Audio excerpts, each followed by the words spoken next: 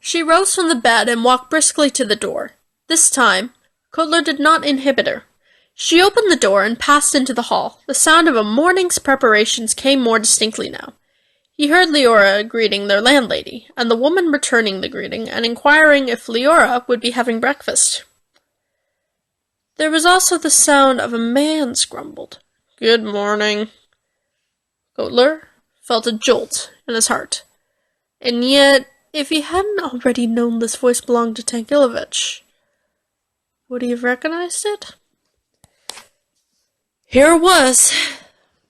The moment he had fantasized about had finally arrived.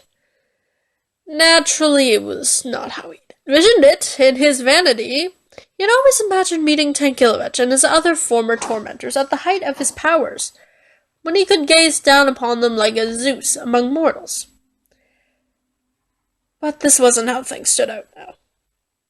It could be said that he was now as low as he had ever been, and that he could not have chosen a less auspicious time for this grand reunion. But now was when it had happened.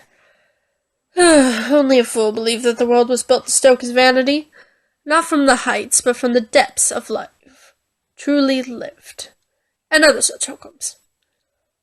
"Forward!" Kotler commanded himself. 10 strides, and he was in the kitchen, facing his audience. He found the woman on their feet, and Tankilovich at the kitchen table, a teacup between his hands. That Leora eyed him expectingly was of no surprise, but he saw similar expressions on the faces of Svetlana and Tankilovich, as if they too had been intent on his appearance. What had they been expecting? Clearly not him. Tankilovich flinched and knocked his teacup against its saucer. He looked up to see if the liquid had spilled, but when he looked up, his face had hardened and set. There was no doubt for either of them. "Boker tov, Fotoya," Kotler said. Like quicksilver, a look flashed between Tankilovich and his wife. Kotler saw the woman's face blanch. Instinctively, she crossed herself. "My God," she said. "Your God," Tankilovich snapped. "See how he's answered your prayers?"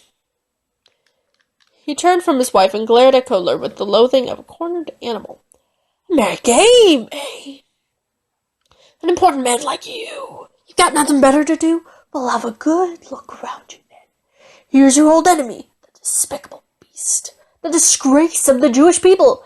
See how fate has settled its accounts with him. Give a good girl a good laugh at his expense." "What do you think, Fuldoya?" Kotler said. "That I had the Mossad hunt you down?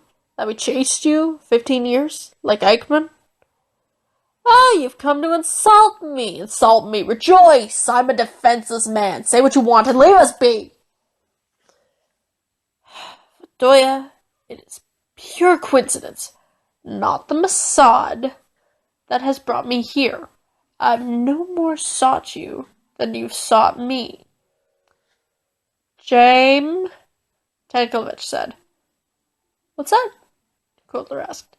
"I go by James," Tankilovich said resolutely. "Ah, you see, Leora?" Kotler said with a grin. "The first surprise."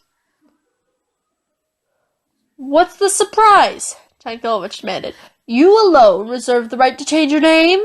I'm no less of a Jew than you, no less of a Zionist either." "Oh, I'm glad to hear it," Kotler said, "though if you'll forgive my saying so, this also comes as a surprise. The last time I saw you, you denounced me before a Soviet tribunal as a Zionist imperialist spy working for the American intelligence services." Displaying his hands on the tabletop, Tankilovich pushed back his chair and rose stiffly.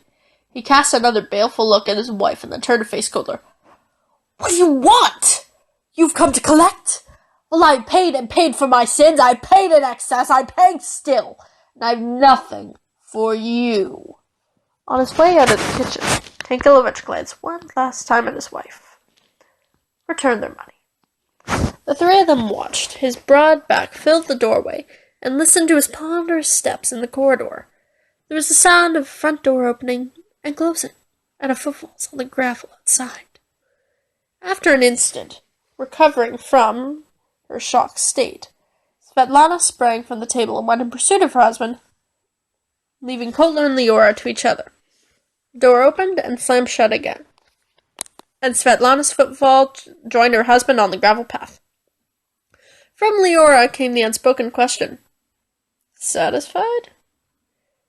To which would Kotler reply, "Well, in a way." Through the kitchen window, it was possible to see what was unfolding in the driveway. Svetlana caught up to Tankilovich as he unlocked the car door and was preparing to lower himself into the driver's seat. She gripped the door and would not release it. Kotler and Leora watched the struggle between them and heard the more heated parts of their argument. Svetlana, "With your eyes! Have you forgotten what the doctor said? Suicide!" And from Tankilovich, "I want these people out of my house!" The standoff continued for a little longer. Tankilovich resisted and did not easily relinquish the wheel, but Svetlana held fast and wouldn't allow him to close the door. Eventually, in supreme frustration, Tankilovich wrenched himself from the car and stalked off towards the road. On parting, he declared, "1 hour!" Svetlana watched him go, and when he had disappeared from view, she shut the car door. She then looked back to the house, where she found Kotler and Leora at the kitchen window. She eyed them grimly, then started inside. Before long, she was back in the kitchen. No one spoke, and the room felt hollowed out, spacious.